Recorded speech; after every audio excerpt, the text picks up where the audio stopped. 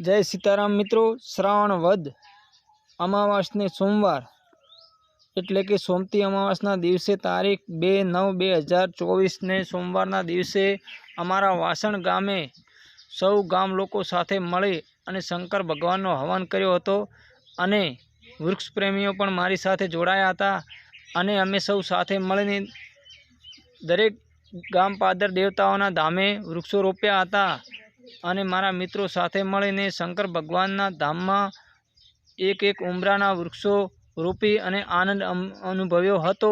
शंकर भगवाननी जय हो, वृक्षनारायण देवनी जय हो, देवपादर देवतानी जय हो।